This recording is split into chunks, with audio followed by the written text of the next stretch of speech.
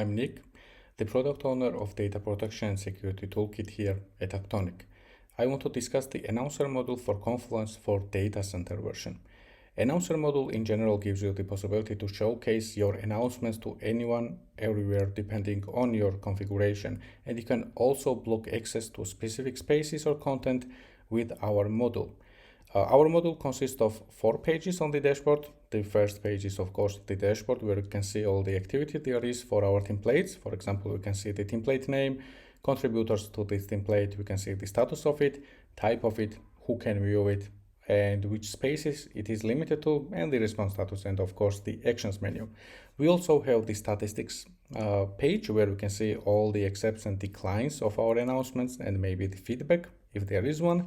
The next page is our templates, where we're providing some of the templates which are ready to go. You can just use templates, change some configuration and display it as you wish. And of course, we also have the recycle bin where we're storing all the deleted notifications for 30 days. To configure the announcement, we can click the create button right on the dashboard or go into the templates and choose one of the templates we're providing. For example, right now we can use the privacy policy template and I can show you the configuration. Our configuration consists of 4 steps. Step number 1 is general step, and at first we are just naming our template, which is just for internal use. The next step is the dialog title, where we are choosing how the announcement will be displayed and what the title of it will be.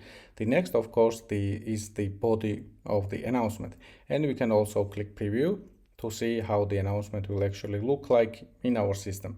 The next step is the styling step, where we are choosing how the announcement will be looking. For example, we can choose the dialog in the screen center as a display type as the first attribute, and we can change it. For example, we want footer banner at the bottom. If you click preview button right here, we can see that it is displayed as a footer banner. Maybe it can be useful for a cookie policy or any other announcement you would like.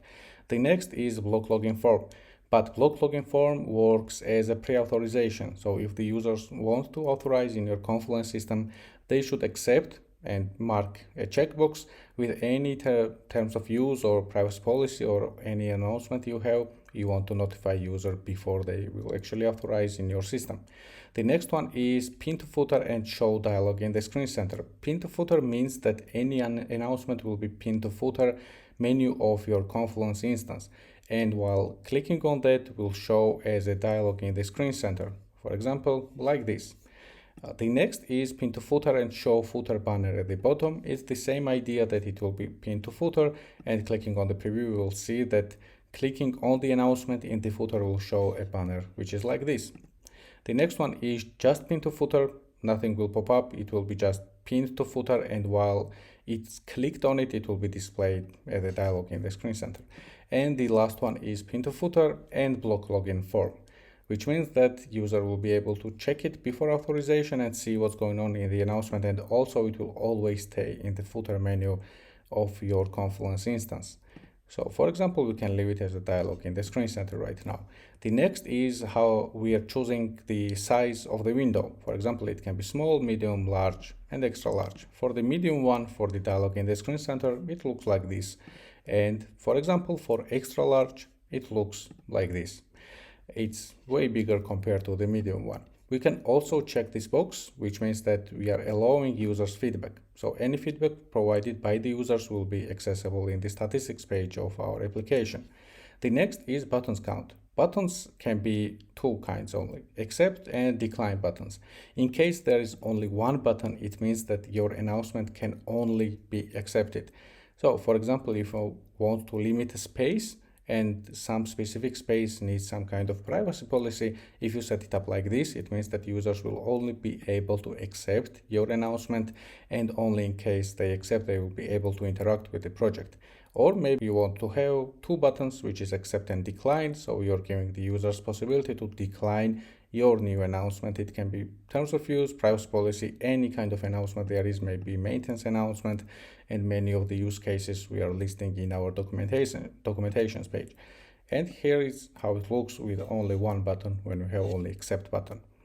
The next step is our scope button, which means that here we can choose where it will be actually shown. For example, we can select specific spaces or leave it empty and it will be available for any space there is. We can also use logged in or anonymous users picker. It means that if you choose anonymous users, any public documentation you have or public space you have, the announcement will be shown there.